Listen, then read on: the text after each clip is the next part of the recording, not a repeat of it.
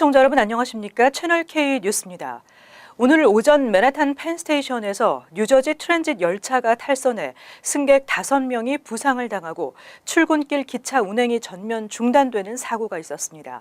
펜스테이션에서는 지난 24일에도 탈선 사고가 있었는데요. 이용자들의 불만이 가중되고 있습니다. 지한샘 기자가 보도합니다. 뉴욕의 철도 교통 허브인 펜스테이션에서 열흘 새 2번이나 기차가 탈선하는 사고가 발생했습니다.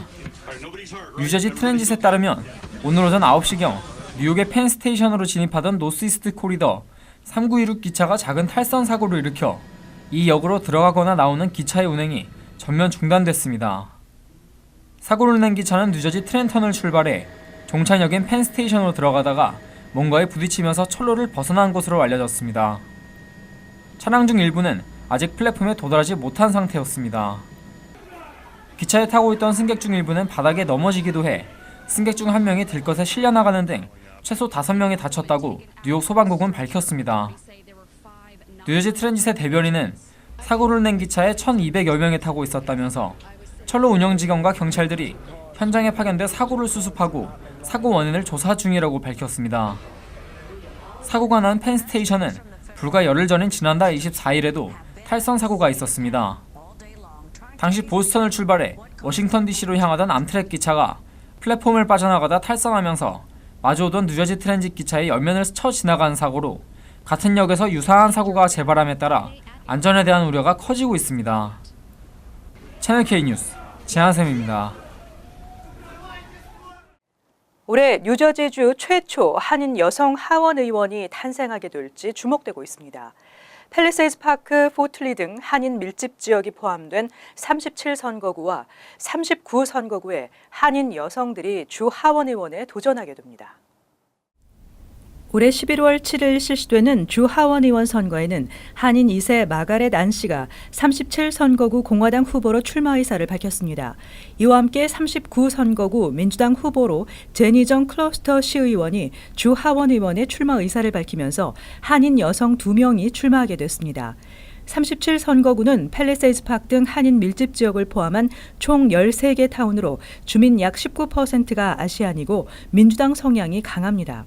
안 후보는 한인 2세들이 자부심을 느끼고 기댈 곳이 있어야 하는데 한인 정치력은 아직 미약하다며 한인들의 도전이 있어야 한다고 생각한다고 전했습니다. 안 후보는 37선거구 소속 타운의 교육 예산 배정을 늘릴 수 있도록 하겠다고 밝혔습니다. 2015년 클러스터시 의원에 당선된 제니정 의원은 머겐 카운티 민주당 위원회 루 스텔라토 위원장의 적극적인 출마 권유를 받았습니다. 정 의원은 주 하원 의원에 도전하는 것이 한인들에게 더 많은 기회가 될 수 있다는 생각에 수락했다고 말했습니다. 이외 올해 뉴저지주 선거에는 글로리아 오 잉글루드 클립스 시의원이 3선 도전에 나서며 오라델에서는 미리암 유 씨가 시의원 선거에 출마할 것으로 알려졌습니다. 범법 이민자에 대한 추방 절차가 빨라지게 될 것으로 보입니다. 현재까지는 범법 이민자가 형을 마쳐도 추방 재판이 수개월 걸렸었는데 앞으로는 신속한 추방 재판을 통해 바로 추방 조치를 시행하게 됩니다. 제프 세션스 법무장관은 지난달 30일 범법 이민자의 추방을 빠르게 하기 위해 형을 살고 있는 동안 추방 재판을 진행하는 인스티튜셔널 히어링 프로그램을 확대할 방침이라고 밝혔습니다.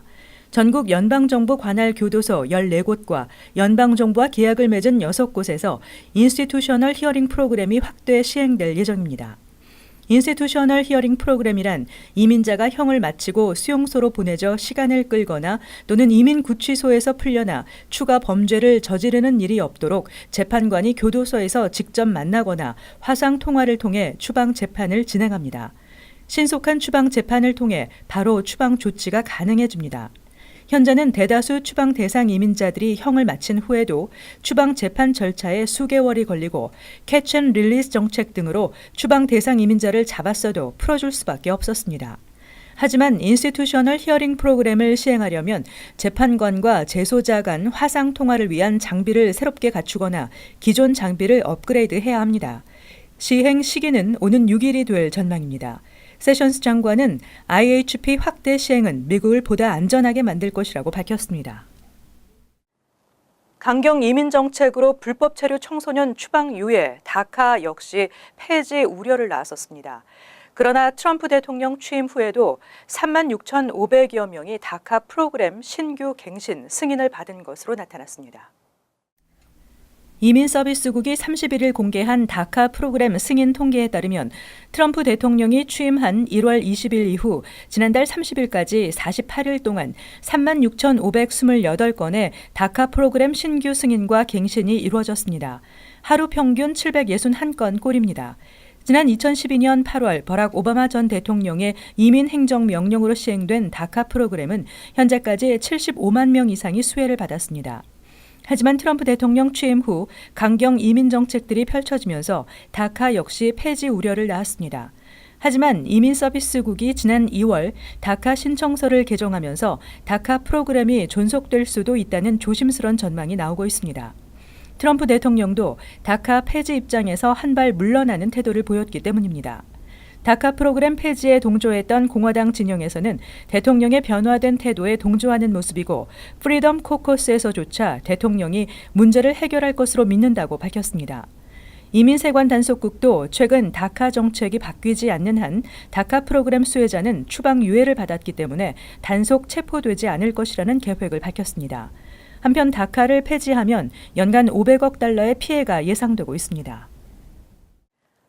도널드 트럼프 대통령의 핵심 공약이던 오바마 케어 폐지가 무산됐습니다. 그러나 트럼프 대통령은 오바마 케어 대체 방안을 포기하지 않을 것이라고 강조했습니다. 트럼프 행정부가 최우선 과제로 두고 있는 오바마 케어 폐지가 무산되자 정가에서 트럼프 케어가 생명을 다했다는 관측이 나왔습니다. 하지만 트럼프 대통령은 2일 트위터를 통해 오바마 케어를 폐기하고 대체하기 위한 협상이 계속되고 있다며 이를 적극적으로 진화하고 있다고 나섰습니다. 트럼프 대통령은 협상은 타결될 때까지 계속될 것으로 낙관한다고 말했습니다. 강경 보수파 30명가량의 의원 모임인 프리덤 코커스의 반대로 여당 단독 처리가 좌절됐지만 오바마 케어 대체 법안의 포기는 없다는 뜻으로 해석됩니다. 또 트럼프 대통령은 내부 결속뿐 아니라 당내 강경파에 대한 단속도 병행하고 있습니다. 프리덤 코커스 소속 의원들에 대해서는 낙선 위협으로 해석되는 경고를 보내며 압박 작전을 펼치고 있습니다. 그러나 프리덤 코커스 역시 이 같은 협박성 주문에 강하게 반발하고 있어 트럼프 대통령과 강경파의 신경전이 어떤 결말을 맞을지 주목되고 있습니다. 한편 모두를 위한 보험을 제공하겠다는 트럼프 케어는 첫 해에만 최소 1,800만 명이 건강보험 혜택을 잃게 될 것으로 우려되고 있습니다. 도널드 트럼프 대통령이 중국과의 정상회담을 앞두고 중국 측의 선제 공격을 가했습니다. 중국이 북핵 문제를 해결하지 않으면 미국이 일방적인 조치를 감행할 것임을 밝혔습니다. 트럼프 대통령은 2일 영국 일간 파이낸셜 타임즈와의 인터뷰에서 중국이 북한 문제를 해결하지 않는다면 우리가 할 것이라고 말했습니다. 트럼프 대통령은 또 중국 없이 1대1로 북한과 맞붙을 것이냐는 질문에도 더 말할 필요 없이 당연히 그렇다고 답했습니다. 트럼프 대통령은 이어서 중국은 북한에 엄청난 영향력을 가졌지만 미국과 협력해 북한 문제를 결정해야 할 것이고 그래야 중국에게 유익하며 그렇지 않다면 누구에게도 좋지 않을 것이라고 주장했습니다. 이는 중국이 북한 핵 문제를 해결하려는 노력을 보이지 않는다면 중국의 도움 없이 미국 홀로 북핵 문제를 다루겠다는 의미로 받아들여집니다. 시진핑 중국 국가주석과는 6일에서 7일 첫 정상회담이 예정돼 있습니다. 정상회담에 앞선 트럼프 대통령의 선제 공격에 시진핑 주석은 어떤 반응을 내놓을지도 주목되고 있습니다. 한편 트럼프 대통령은 3월 31일 중국과의 무역 적자에 대한 전면 조사를 지시하는 행정명령에 서명했습니다. 4월을 맞아 뉴욕과 뉴저지에서 운전 중 셀룰라폰 사용을 집중 단속합니다. 일반 차량을 이용해 셀룰라폰 사용 운전자들을 적발한다고 합니다. 뉴욕주에서 매년 4월에 진행하는 운전 중 전화하지 마세요 캠페인의 일환으로 이번 달에도 10일에서 15일 셀폰 사용에 대한 집중 단속이 실시됩니다. 앤드루 쿠오모 뉴욕 주지사는 운전 중 문자를 주고받거나 통화를 하는 등 운전 부조의자들에 대한 대대적인 단속을 실시할 예정이라고 밝혔습니다. 이번 단속은 일반 차량을 이용해 셀폰을 사용하는 운전자들을 적발합니다. 운전 중 셀폰 사용은 첫 번째 적발 시 최소 $200의 벌금이 부과되고 18개월 안에 두 번 적발되면 최소 $250, 세 번째 적발 때에는 최소 $450의 벌금이 부과됩니다. 뉴저지주에서도 1일에서 21일까지 You Drive, You Text, You Pay 캠페인을 진행합니다. 운전 중 휴대전화 사용은 음주운전과 같이 주의력을 분산시켜 교통사고 발생률은 4배나 높아집니다. 뉴저지에서 운전 중 문자를 보내거나 이어폰 없이 전화 통화를 하다 적발될 경우 벌금은 최초 적발 때 $200에서 $400, 재적발 때에는 $800까지 부과될 수 있습니다. 올해 세금 보고 마감일을 2주 정도 남겨놓고 있는 가운데 세금 보고 사기 피해자들이 속출하고 있습니다. 납세자들의 개인 정보를 빼내는 피싱 사기나 전화 사기, 그리고 신분 도용 등의 사기입니다. 국세청은 이번 시즌에만 이메일을 통한 멀웨어와 피싱 사기가 400% 증가했다고 밝혔습니다. 최근 시니어와 이민자를 대상으로 한 세금 보고 사기가 급증하고 있는 가운데 가장 흔한 사기 수법은 이메일이나 웹사이트를 통해 납세자의 개인정보를 훔쳐내는 피싱입니다. 두 번째는 IRS 직원을 사칭해 밀린 세금을 내라고 독촉하는 전화 사기, 다른 사람의 이름이나 소셜번호 등을 도용해 세금 보고를 하는 신분 도용의 방법도 흔하게 이루어지고 있습니다. 특히 트럼프의 반이민 정책으로 불안감이 조성되면서 사기범들은 이민자들을 노리고 있습니다. IRS는 최근 웹사이트를 통해 다양한 세금 보고 사기 수법 등을 공개하고 예방을 위한 주의점도 함께 소개했습니다. 우선 IRS는 이메일이나 문자 메시지, 소셜미디어 등을 이용해 개인적으로 연락하지 않으며 전화를 거는 경우도 없다는 점을 알렸습니다.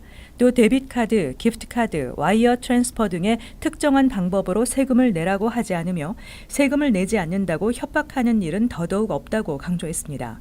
IRS는 다양해진 피싱 사기 수법으로부터 개인과 재정 정보를 보호하는 데 주의를 기울여야 한다고 당부했습니다.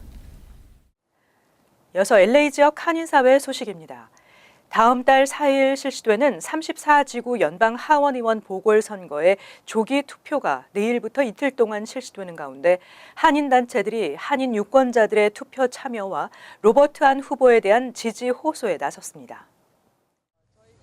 LA 한인회와 자유대한 지키기 국민운동본부, 한미연합회 등 한인단체의 관계자들은 오늘 조기 투표가 치러지는 LA 한인타운 피오피코 도서관에서 기자회견을 열고 한인사회 정치력 신장을 위해 유일한 한인인 로버트 안 후보에 대한 관심과 지지를 호소하며 한인 유권자들의 적극적인 투표 참여를 당부했습니다.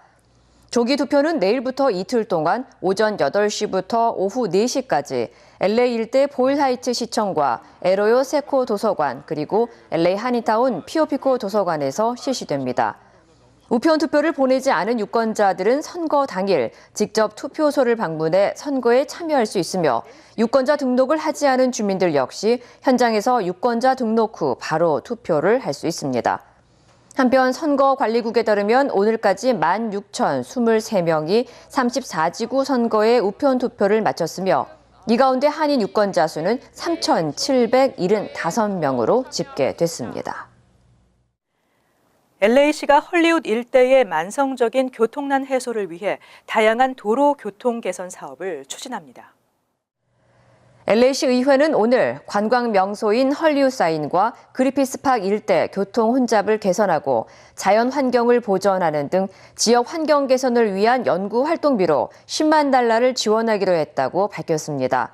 이와 함께 LA시 공원관리국도 최근 심각한 교통난으로 문제가 되고 있는 헐리우드 산책로 비치우드 드라이브를 오는 18일부터 폐쇄하고 방문객들에게 대체 등산로인 인근 캐년 로드나 홀리리지 트레일, 벌몬트 캐년 입장로를 이용해 줄 것을 당부했습니다. 한편 앞서 데이빌 류 LA시 의원은 그리피스 파크 인근의 교통 혼잡 해소를 위해 그리피스 천문대로 운행하는 대쉬버스를 매일 운행하고 헐리우드 투어버스의 안전 기준을 강화하기 위한 대책 마련에 착수하는 등 헐리우드 일대 지역 환경을 개선하기 위한 다양한 정책을 추진해 왔습니다. 계속해서 월드리포트입니다. 봄이 되면서 따사로운 햇살이 잠을 부르고 있는데요. 지구촌 곳곳에서 졸음 운전 사고가 잇따르고 있습니다. 졸음 운전이 음주 운전보다 더 위험하다고 합니다. 이맘때는 특히 조심하셔야겠습니다. 중국 저장성의 한 고속도로. 핸들을 잡은 버스 운전사의 눈이 반쯤 감겨 있습니다. 버스는 손님들로 가득 찬 상황. 운전사도 졸음을 쫓으려 눈을 한번 크게 떠보지만 이내 눈꺼풀은 천근만근 다시 감기고 맙니다. 우측 전방에서 달리는 화물차와의 거리가 점점 좁혀지고 있지만 졸음에 빠진 운전사는 속수무책인 상황.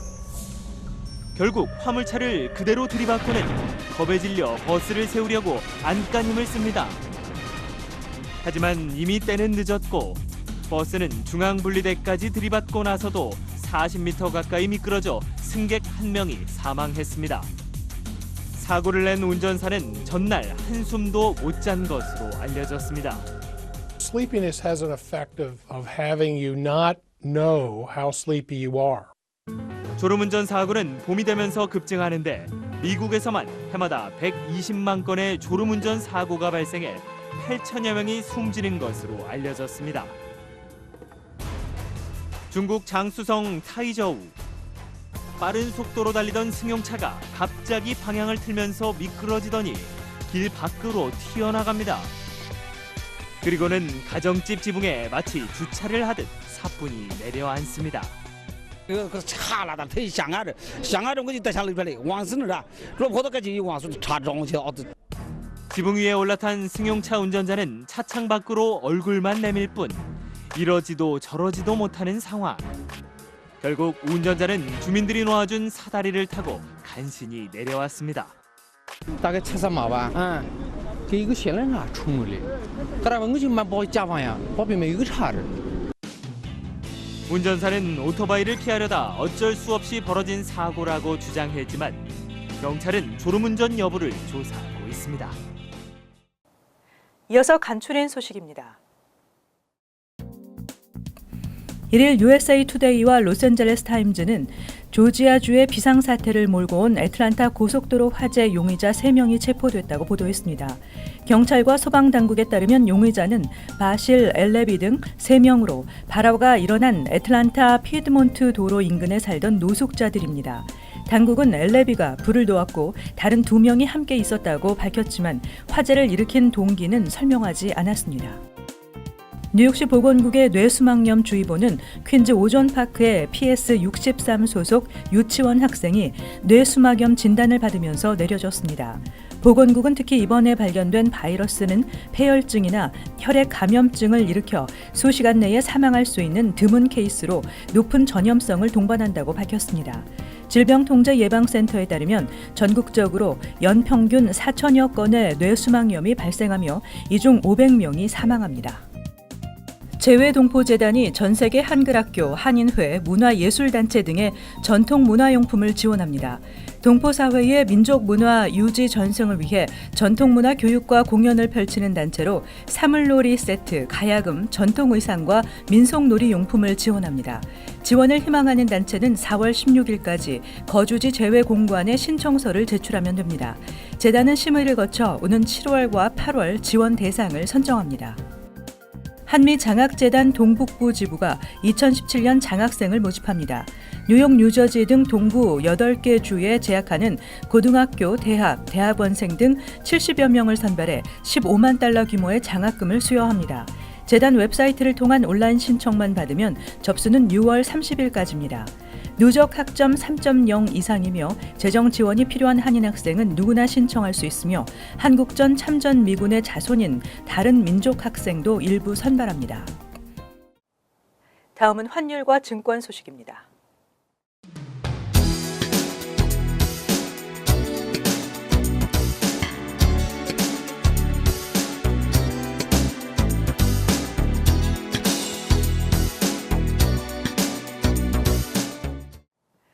끝으로 날씨 전해드립니다. 화요일은 춥지는 않겠지만 하루 종일 흐리고 비가 내리겠으며 바람이 불겠습니다. 낮 최고 기온은 62도, 섭씨 17도, 밤 최저 기온은 49도, 섭씨 9도 예상됩니다. 수요일은 대체로 맑은 날씨에 포근하겠습니다. 목요일은 흐리고 바람이 불겠으며 비가 내리겠습니다. 금요일도 흐리고 바람이 불면서 한두 차례 소나기가 예상됩니다. 항상 여러분과 함께하는 채널 K 뉴스 여기서 마칩니다. 시청해주신 여러분 고맙습니다.